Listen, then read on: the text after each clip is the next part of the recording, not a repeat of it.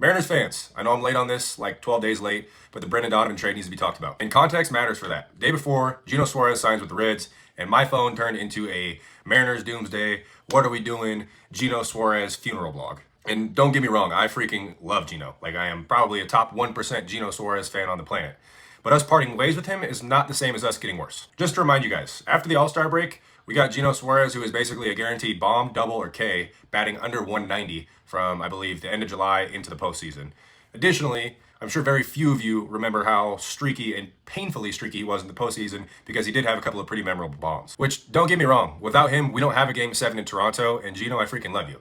But the glove took quite a hit last year, and if he's not playing elite level third base defense, then we don't need another swing and miss guy batting below the Mendoza line at third. The rest of the lineup already does a good enough job swinging and missing as is. And I freaking love good vibes only, but I also love runners on base. That's why I think this Brendan Donovan trade is huge for us. We've essentially been on hands and knees begging for a guy to get on base regularly over the last 2 to 3 seasons, so I present to you Brendan Donovan. Since he debuted in 22, he's got a 361 OBP, and he's one of 13 guys in the big leagues who get on base at 360 or higher with at least 2,000 at-bats since then. Which in plain English translates to he gets on base a lot. In 2025, he batted 287 with a 119 OPS plus in 118 games. Additionally, he was a 2022 NL Gold Glove winner as a utility player. Jeff Passan put together a pretty intriguing side-by-side of Bo Bichette and Brendan Donovan. The two are definitely in the same neighborhoods offensively over the last few years, except Brendan Donovan brings quite a bit more versatility to the field. So what's this do for our lineup? Honestly, I think he's a legitimate leadoff hitter for us. I think he has to be that guy. You put a guy like him who's getting on base 36% of the time in front of Julio and Cal, and I think offensively that can literally change the whole lineup. In my opinion, that means we're going to throw a lot more traffic on the bases in early innings and allow that offense to breathe quite a bit more later in games, not having to search for that solo bomb in the 5th, 6th, or 7th before telling Vargas, Brash, or Munoz to get hot so they can come in and slam the door. Additionally, I think this creates a pretty good runway for Cole Young and Colt Emerson to kind of get their feet wet in the big leagues this year. Between the three of them, I could see this being quite the game of musical chairs, none of which are pushovers defensively, obviously, and our two young guys obviously need to get a little bit comfortable with big league at-bats. So honestly, I think Brendan Donovan's a super helpful piece in helping bridge those guys into getting comfy in the big leagues. Obviously, I know there's going to be a bit of pushback on the Geno was our clubhouse guy,